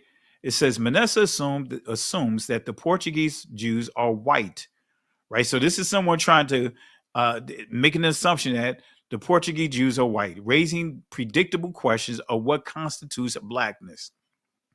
The Merchant of Venice provides another instance of this identification of Jews with blackness, and naming Shylock's countrymen, Tubal and Chus, the latter biblical name, immediately recognizable to Elizabethan audiences as the progenitor of all Black Africans. The most rigorous English challenge to this position that the Jewish nation was biologically distinct appears in Thomas Brown's consideration of whether Jews stink naturally. That's right, family. They had those conversations. They didn't think highly favorably of us, right? And his pseudodoxia. So if they intermarried and mixed with other people, how could Paul's prediction in Romans about the future calling the Jews ever be realized? So this is a question that's asked in this book. Look at right here. This question comes directly from this book. It says, and though the Jews were a race, they were an exceptional one insofar as they reputedly could never commingle with others. After all, if they intermarried and mixed with other people, how could Paul's prediction in Romans about the future calling the Jews ever be realized? Some writers pointed to the Jews dark or black. So this writer is asking the question, like, wait a minute, if we're talking about the Israelites supposed to be separated, how can you say that they separated and the Most High is coming back for the Israelites if they mixed and mingled, if they meshed with other nations, if they got absorbed? So he's saying here's again, how could Paul's prediction in Romans about the future calling of the Jews ever be realized? Some writers pointed that the Jews' dark or black skin as a skin color as a mark of their racial difference. Look at right here again. It's making it clear. Some writers pointed to the Jews' dark or black skin as a mark of their racial differences or difference, excuse me. So this saying that the Israelites are what? Dark melanated people, even though it used to turn black. In addition, as members of a religious community from the founders of the church had emerged, Jews were at once the opposite of Christians and at the same time potential Christians. All right, so how did others during Shakespeare's time describe the Israelites? Now look at this here. This is an interesting quote coming from this book. I knew you to be a Jew, for you, Jew, have a peculiar color, a face from the form and figure of other men, excuse me, which had thing often filled me with admiration. For you are black and uncomely. In other words, they was calling this black and ugly, and not white as other men. So you see the Israelites here being referred to being black or dark and ugly. And this is a source. I'm not going to read all of this. It's basically what they're, this comes from the global consequence of translation. And this is quoting what I just read. But even if you go to the actual source, this is the source. I screen printed this. The Messiah of the Christians and Jews held forth in a discourse between a Christian and a Jew. All right. But look at how look at what the Christians say about the dark melanated Israelite that he's engaging. He says, for you are black and uncomely and not white. All right. Not white as other men. All right. Excuse me. Sorry about that. For you are black and uncomely and not white as other men. So you see here in this source that, again, the Israelites during that time was viewed as being black or very dark melanated people, very dark people. So this is the key here. It says contemporary scholars have traced the origins of modern racism and nationalism back to the 16th century, a time where European nations were coming into contact on an unprecedented scale with other people. Indeed, they are quick to point that the words themselves, race as well as nation, only began to acquire their current meaning at this time. Right. So this is making it clear it was religion that began to introduce the whitewashing. That's what this is saying. That is exactly what this is saying. It is saying that religion, the so-called Abrahamic faith that we have been hoodwinked and led astray to embrace Judaism, Christianity, Catholicism, which Christianity and Catholicism are pretty much the same, and Islam, the Abrahamic so-called faith that the ancient Israelites did not practice. Those were the very systems of men that was used to whitewash. And as you see here, look at what it says.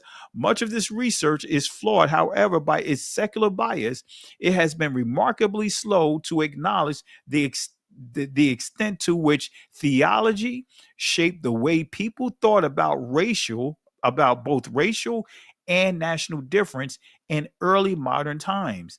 As a result, this scholarship has necessarily ignored the place of the Jew in the formation of early modern European ideas about race and nation. Despite the fact that so much theorizing about these topics in the 16th and 17th century was produced in response to theoretical problems posed by the Jews. All right. So again, quoting a key quote that we highlighted from what I just read here, Shakespeare's contemporary Jews were not identified by their religion alone, but by national and racial affiliation as well. All right. I'm not going to read this right here. This is showing you how when I say they, this is dealing with a naturalization bill that was being pushed when we started dealing with Britain. But I'm not going to get into all of this. But basically trying to get the men and women to mix and mesh with their people with the goal of basically trying to make us brighter, so to speak, and embrace their culture. All right. A couple of more points that I want to make. We're going to wrap up here. But this is Shakespeare, right? This is coming from the autobiography of Shakespeare. Look at how Shakespeare is described. Shakespeare described his father and grandfather's appearance. Look at this. Look at what Shakespeare said about his father and grandfather. I remember my father, Richard Shakespeare of Warwick. He was a small, dark man and had a large head and very little hands and feet, being as to that like my grandfather, Thomas of Utrecht, as I was often told. So you see that he describes his father, he describes his grandfather as being a small, dark man. But we're not going to stop there. Let's see what he said about his brother. This is what he said about his brother's appearance. My younger brother John and me, but he often seemed as if we were not living or loving him, though at times he would play with us and tell us stories and sing to us. And let me make sure I got the right, sing to us and buy us sweetmeats and toys. I was but a very little boy, but I mind me well of him and of his fantastic way of curling his mustachios and beard, which were dark and shining, as were his fine large eyes, very unlike the hue and complexion of the Shakespeares rather, of Warwick and Stratford on Avon and other parts. So he's saying that given the description of his brother. But let's see what he says. I'm not going to commentary on it yet. But look at what he said about his brother. He says, "Whom I did in recent and after years meet, which were light and somewhat inclined to auburn or red." So look at how he described his brother. This is the color auburn. This is the color of auburn.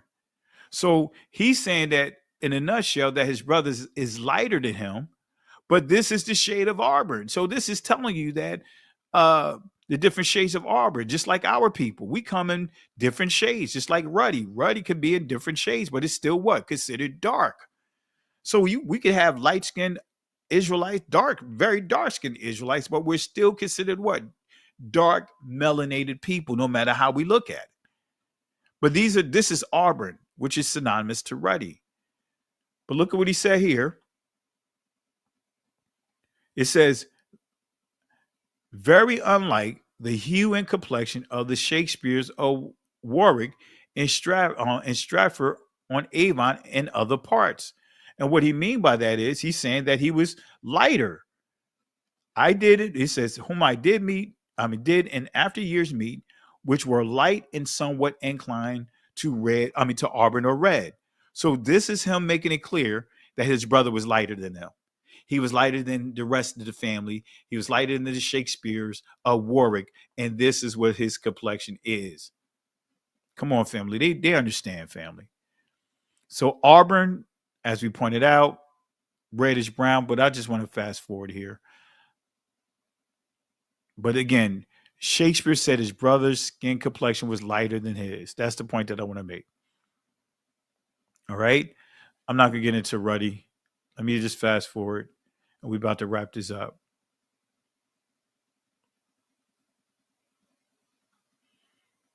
All right. This is King David, real quick. Look at how King David is described. Right. Matter of fact, you know what? Let me deal with ruddy because I want to make sure we understand. Many people, when they see ruddy, they automatically default to like Malcolm X skin complexion or Beyonce skin complexion. That's not ruddy. This is what ruddy mean. Let me show you what the biblical definition of ruddy. Ruddy is the form taken by adjective red when used as a term of praise of the human skin. And this is its use in the Bible. In other words, it says the Hebrew and the Greek words are all usual words for red or to be red. But this is the key. The dark-skinned Hebrews found great beauty in a clear complexion. So Esau, the reason why Esau was highlighted wasn't because his skin complexion being light skinned. No, it was because he was hairy. And so they wanted to make sure that his skin complexion, that we understood that he was hairy, but there was nothing wrong with his skin complexion, his skin complexion, nor his skin itself. It was still beautiful and clear. So the dark-skinned Hebrews found great beauty in a clear complexion. So Esau was not a Caucasian. Esau was not light-skinned. Esau was a hunter. He was out in the elements. He was in the sun all the time. So that in itself would tell you he wasn't Malcolm X complexion or Beyonce complexion. See, these are some of the things. How can I put it? These are some of the I would say symptoms that many of our brothers and sisters are still holding on or still being influenced or hacked by our oppressors, because we'll still try to indirectly insert a racial component that we shouldn't. We're still embracing an institutional race. Esau was not the white man. Esau was dark melanated too, as I just proved with this source here. All right, want to give a quick shout out. See a super sticker here real quick. Want to say shout outs to Maureen Lynn Woodson. Thank you for the love and support, family. Let's show some love and support for Maureen Lynn Woodson for the super chat or super sticker. Really appreciate you. Really appreciate you. Thank you again. And Amma as well. Thank you guys for the love and support. All right. So family, ruddy, remember what I said, is equivalent to Auburn. So let's go back to how Shakespeare is describing his brother. Let's go back here and look at what it says. That is Auburn. Look at the shades of it, right? Still would be considered ruddy. Look at what it says, which were light and somewhat inclined to Auburn or red. So when we go back here, here's the different shades of Auburn. Just want to make sure we're on the same page. All right. So now let's go ahead and let's use some translations, different Bible versions, and let's see how David is described.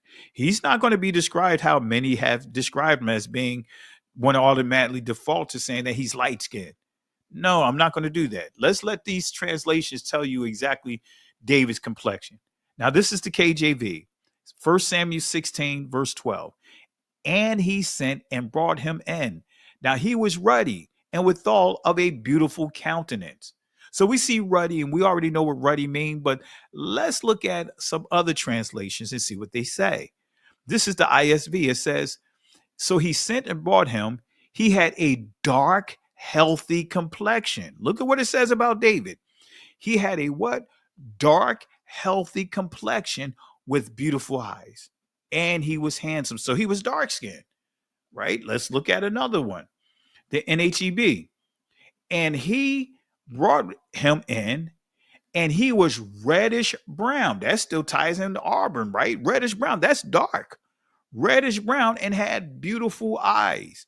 So we have used multiple translations or Bible versions showing that he was dark. Look at here, the NLT. This is another one. So Jesse sent for him. He was dark, handsome, with beautiful eyes. Come on, family. This is a mic dropper right here. This is what you guys should be pulling out on your brothers and sisters or other people that you are reaching out to. You cannot deny what I just shared with you guys. I'm giving you sources after sources, right? But look at what Shakespeare said about himself. It says, and Will Shakespeare, that was I, a small, dark man with great eyes.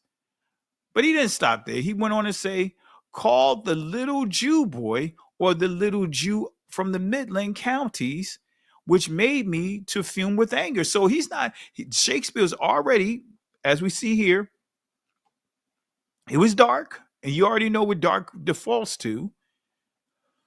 Excuse me. He was dark, but then he was called a Jew boy, or he was called an Israelite. Not a Jew boy, an Israelite. But look at what he says here. Look at what he says here. For I knew not then, as I did afterwards, that my father or grandfather Thomas of the little of Utrecht in Holland had been born a Jew. So he's making it clear that his father is an Israelite. They are dark skinned. Come on, family. His father's dark skinned. His grandfather's dark skinned. His grandfather is an Israelite. We're dealing with scriptures, not how the name stealers trying to redefine the lineage of what determines who's who. It's the father's lineage. So Shakespeare inherited the bloodline of King David. All right, I'm not going to get into the gift portion of it. I'm going to give you one more source, and we're going to wrap this up. This is Shakespeare, Dark Lady. Now I'm going to prove she's from Italy, right? And I'm going to prove that they were not called Sephardics, right? She was not called a Sephardic Jew, but she's an Israelite. She's a Moor, right? And she is an dark melanated Israelite. Her and the whole family, they lived in Italy. Let me prove that to you real quick. Let me see. I'm just fast forwarding. Let me see here. As you can see, she was a young Italian mistress. So saying that she was from Italy. All right, let's fast forward. Look at here. It says she was a dark-skinned 13-year-old mistress. Her name was Amelia Bassano. So this is Shakespeare, Dark Lady. This is what it's the connection to her. Amelia Bassano. Look at here. It says a dark-skinned 13-year-old mistress, right? So Bassano's heritage and appearance, often described as dark or swarthy, distinguish her within Elizabethan society and possibly influence her connection to the mysterious Dark Lady in Shakespeare's sonnets. All right. This part of her history highlights the complex intersection of race, gender, and power dynamics in Renaissance England, especially for women of color who moved in elite circles. Let's go back here. Look at this here. Clearly, the Bassanos, now this is dealing with her entire family, were perceived as black, most likely because of their Moorish ancestry. So they were dark-skinned people and the relative darkness of their skin. So this is telling you, and it's making it clear that Amelia Bassano and her entire family living in Italy, they were Israelites and they were dark melanated people, right? Look at this here. Renaissance Christians viewed Jews as dark and akin to Moors. Further, some Jews themselves adopted the same viewpoint. Isaac ben Judah Abravanel even explained their swarthiness, remember swarthiness, black colored, dark colored, as part of a divine punishment, while others claimed their lack of ruddiness in their faces was the result due to Jewish law. But again, the point that I want to make is that Amelia Bassano, she's an Israelite. She was a dark melanated woman believed to be of a Moor. Her and her family were Moors. All right. So Amelia was of Jewish or Israelite descent. Her family, the Bassanos, came from Venice, where they were likely part of an Israelite community. Although Israelites in Venice often face restrictions and sometimes outwardly converted to Christianity due to social pressures. All right. Let me just fast forward. I'm not reading all of this, family. Just wrapping this up. Look at this here. This is still dealing with her. A small, dark-skinned Jewish girl from a family in Italy, court musicians would have seemed to have no chance at all in this venture, let alone the chance of becoming the greatest playwright of the age. So let's go back. Look at how she's described: a small, dark skinned Jewish girl from a family of Italian court musicians. Come on, family. You can't make this up. Cannot make this up. All right, let me see here. Let me go back here. Look at this here. It was also the hometown of a remarkable dynasty of Jewish musicians who were then known as Pivas, right? But just making it clear, family, I shared sources proving that she was a dark melanated woman. And we'll get to Beethoven, but not tonight. Not tonight, family. I'm about to take it down. I am tired. I'm sleepy. Appreciate you guys for being up, but I just wanted to do this live so that way at least we can have a lesson that you guys can go back over, but be on the lookout for Blotted Out Part 2. And I want to thank you guys for the contributions. I know I didn't post in the chat. I know I didn't post the Cash App. I'll just post it right now so I won't forget. And for those that want to send the Cash App, feel free to do so. But really appreciate you guys for the love and support. Let me see here. All right.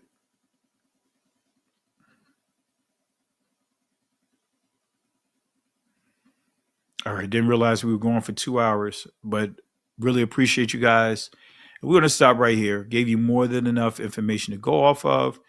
And we're going to connect if I don't do any lives tomorrow or uploads, I'll definitely have some uploads by Monday. So with that being said, family, in the words of Moses, or actually the words of the Most High given to Moses, to the children of Israel, when they was in fear, they were panicking, ready to go back to Egypt. Moses had to encourage them with these words. He had to tell them, fear ye not, stand still and see the salvation of Yahweh. These Egyptians that they see here today will not have power over them ever again. The Most High will fight for them. But here's the kicker. We have to hold our peace, family. We have to hold our peace. In other words, learn how to be quiet, strategically quiet.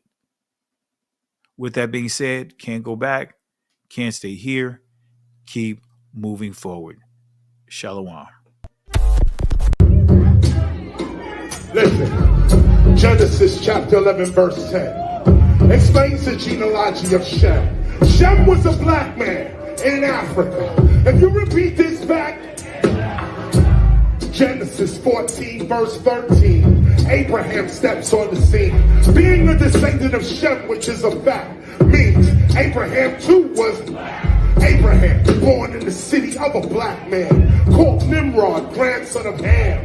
Ham had 4 sons. One was named Canaan. Here, let me do some explaining. Abraham, Isaac was Jacob had 12 sons, for real, and these were the children of Israel. According to Genesis chapter 10, these were the children of Israel. According to Genesis chapter 10.